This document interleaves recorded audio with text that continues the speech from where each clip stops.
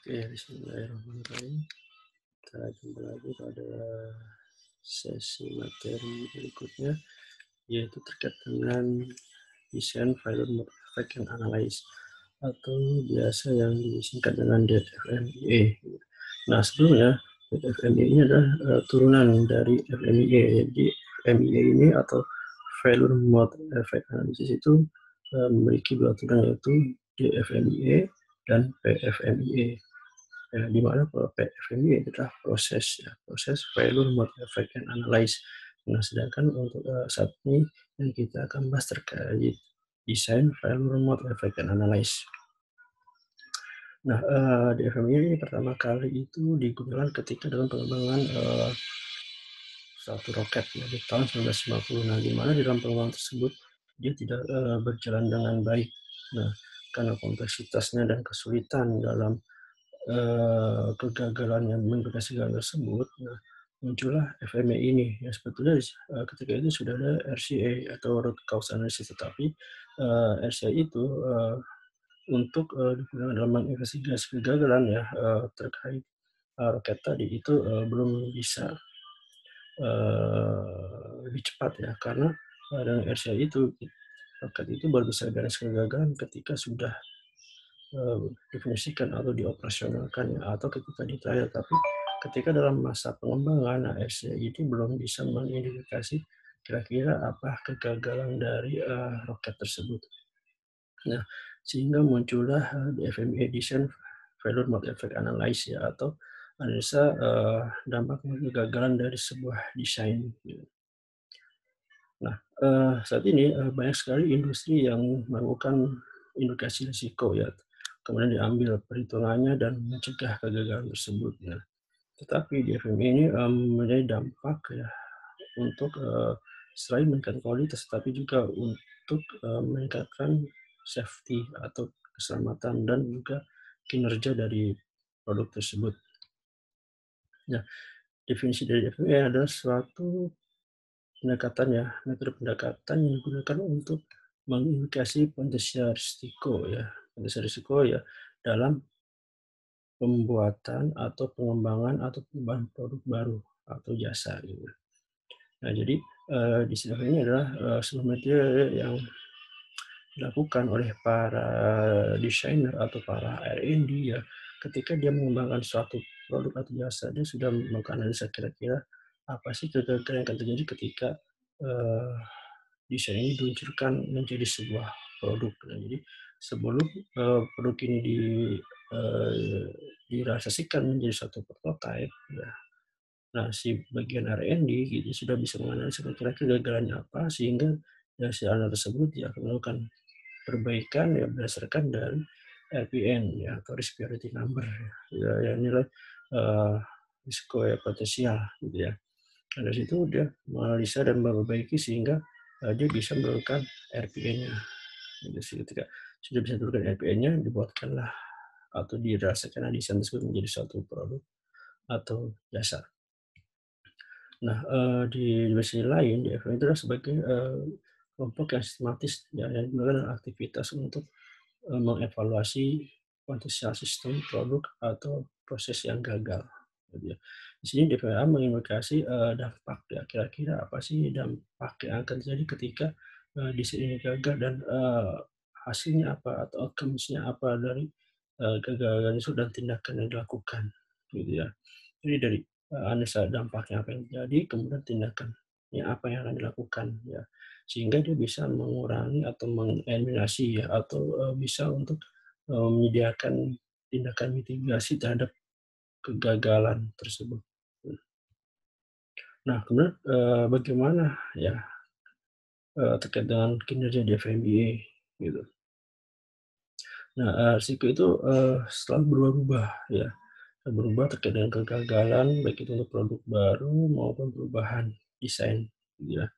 Nah, dengan level ini kita bisa lebih awal atau lebih cepat dalam mengindikasi risiko ya, sehingga ada peluang untuk melakukan pencegahan atau ada mitigasi yang dilakukan oleh tim R&D ya sebelum produk itu direalisasikan. Nah, kemudian risiko itu diindikasikan terhadap desain ya. Di sini DVMA mulai diterapkan ketika there is new design with new content. Ketika ada desain baru dengan penambahan konten baru, gitu ya. Kemudian yang kedua desain saat ini tetapi dimodifikasi, ya. Mungkin juga terkait dengan perubahan atau bentuk ya atau perubahan material, ya itu. Kemudian ketiga ada desain saat ini mungkin digunakan untuk lingkungan yang baru, ya atau dengan kerja baru, ya. Itu juga bisa kita terapkan ketika diterapkan untuk menggunakan DVMA. Jadi atau DV itu diterapkan atau dilakukan ketika tiga kondisi ini. Yang pertama ketika desain baru dengan konten baru, yang betul baru. Yang pertama, yang kedua adalah terkait dengan desain saat ini, kemudian dimodifikasi, dan yang ketiga adalah desain yang saat ini, tapi dia akan digunakan di lingkungan kerja yang baru. Nah itu dianalisa kira-kira eh, apakah masih sesuai desain saat ini untuk lingkungan kerja yang baru. Nah, eh, di firma ini itu bisa diterapkan di beberapa sektor bisnis gitu ya. Ada manufacturing, ada software, business process, healthcare, service industry, dan regulated industry ya. Jadi di FME ini tidak hanya sebatas untuk industri manufacturing, tapi semua lini bisnis itu bisa menerapkan di FME. Nah, kemudian ada 4 area ya yang dapat melakukan analisis dalam proses DVMA. Yang pertama adalah mode kegagalan ya sini. Nah, di sini melakukan observasi ya, di mana kegagalan itu berdasarkan hasil observasi ya. Para tim dia melakukan observasi terkait desain produk tersebut, kira-kira mode kegagalannya apa sih dalam desain tersebut ya. Kemudian kalau ada itu efeknya dampak dari kegagalan tersebut, kira-kira apa konsekuensi yang akan terjadi ketika desain tersebut adalah gagal. Kemudian yang ketiga adalah penyebab kenapa kegagalan itu bisa terjadi. Ya, kenapa kegagalan itu bisa terjadi? Ya, itu analisa. Seperti defect dalam desain, dalam sistem, proses, kualitas atau aplikasi part komponen, gitu ya. Kemudian yang keempat adalah tingkat keparahannya atau severity. Konsekuensinya ketika ini gagal dan terjadi, kira-kira tingkat keparahannya apa? Ya, yang akan berdampak terhadap perusahaan. Gitu, apakah podcast outcome atau degree of injury atau property damage gitu ya, atau HAM. Nah ini 4 area yang dilakukan analisis dengan FMI, yaitu pertama mode kegagalannya dengan melakukan observasi, kemudian dampak dari kegagalan tersebut, yang ketiga adalah penyebab kegagalan tersebut, dan keempat adalah tingkat keparahannya atau severity. Nah, hasil dari kalkulasi tadi, ya itu kita akan kalkulasi kegagalan yang tadi ya, yang 4 area tersebut. Nanti kita akan menghitung terkait dengan RPN, Respiratory Number, ya berdasarkan dari beberapa variabel. Yang pertama adalah severity atau tingkat keparahan. Nah, ini diaplikasikan dalam skala 1 sampai 10. Kemudian frekuensi, ya occurrence atau berapa sering sih kegagalan terjadi ya, atau kemungkinan kegagalan terjadi berapa kali sih ya. Nah, ini dengan skala nilai 1 sampai 10. Satu ya frekuensinya tidak jarang, atau 10 sangat jarang frekuensinya. Kemudian detectability-nya ya, bisa terdeteksinya atau bisa dicegahnya ya. Nah, skalanya 1 ya, oh ini bisa di-detect, kalau nilai 10 itu tidak bisa diidentifikasi. Nah, nanti dari desain tersebut berdasarkan dari severity, frekuensi, detectability, nah itu kita akan berikan bentuk nilainya sesuai dengan range yang tadi. Nah, kemudian nanti akan ditentukan FPE-nya dengan formulasi seperti dikali occurrence dan dikali detection. Nah, ketika hasilnya 1 ya tidak akan low risk, tetapi kalau 1000 dia high risk hasil kalian tadi ya, antara seperti occurrence dan detection. Nah, kemudian prosedur ya, prosedur dalam kegagalan ya, atau ketidaksejalanan atau miss ya, atau ya dalam melakukan DFMI gitu ya. misunderstanding dan FMS scope dan objektif. Yang kedua adalah proses desain kontrol dihilangkan. Ya, proses desain atau kontrol ya, atau pengendalian desain itu dihilangkan, skip gitu ya. Kemudian menghilangkan atau melewati ya mode kegagalan, kemudian penyebab dan dampaknya ya, secara exploitation, separasinya gitu ya. Ini misstep ya, ya misstep yang bisa terjadi. Ya, ada misunderstanding terkait dengan ruang lingkup dan sasaran DPME, kemudian proses pengendalian desain yaitu yang dilewati, kemudian error mode yang mode kegagalan, penyebab dan dampak yang dilewati. Ya. Kemudian keempat, melakukan kriteria ranking tadi ya terkait dengan seperti occurrence dan detection. Ya harusnya mungkin dia high, dikasih angka 10 tapi memberikan angka 2. Kemudian mengindikasi permasalahan, ya, tidak ada solusinya. Kemudian pengendalian bencana kerja. Gitu ya. Nah, kemudian ada 10 tahapan untuk melakukan FME. Yang pertama adalah review desain. Jadi desain itu direview ya setelah ada mungkin itu dalam bentuk sketsa gambar secara manual atau menggunakan software desain yang direview. Ya, kemudian melakukan brainstorming kira-kira potensial kegagalannya apa sih dalam desain tersebut setelah review. Kemudian ketiga adalah melakukan mendata realis dampak yang potensial dari kegagalan tersebut.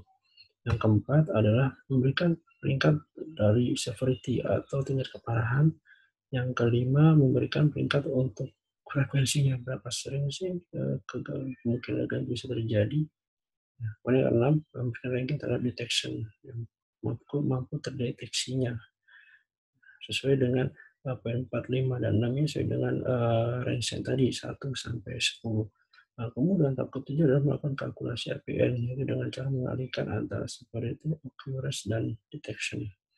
Yang delapan itu mengembangkan rencana kerja atau action plan terkait dengan kegagalan tadi sesuai dengan nilai risiko yang tinggi ya, hasil RPN yang tertinggi.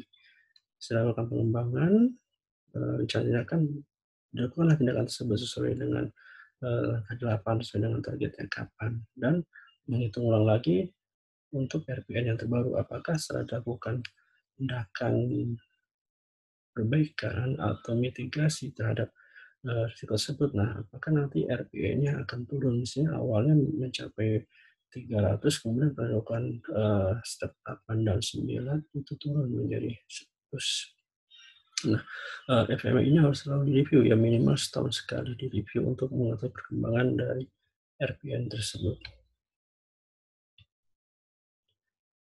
Nah, ini penjelasan detail terkait dengan step pertama, review design. Jadi saya jelaskan ya, kita menggunakan blueprint atau secara sistematik desain untuk produk, komunikasi, setiap komponen, dan pembukaan yang lainnya gitu ya. Untuk mengetahui kira-kira ada mode kegagalan apa sih yang akan terjadi. Nah, kemudian langkah pikiran ya atau meminta masukan dari yang lainnya terkait potensial kegagalan yang akan terjadi. Gitu. Nah, kemudian setelah brainstorming di list kira-kira dampak potensial apa sih terkait dengan kegagalan tersebut dari desain yang sudah kita buat.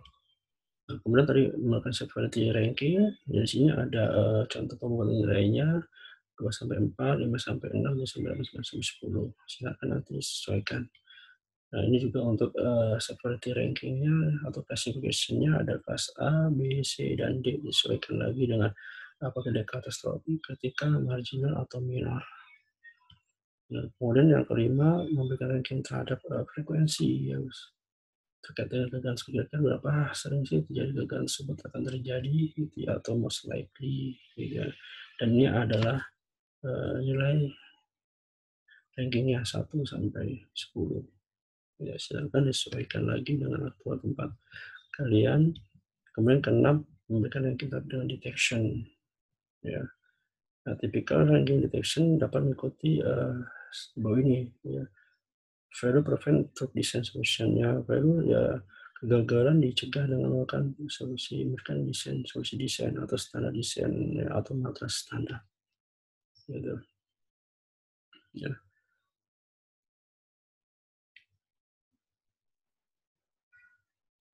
Nah, ini ada 10 ya, 10 ranking 1 sampai 10 ya, silakan disesuaikan lagi.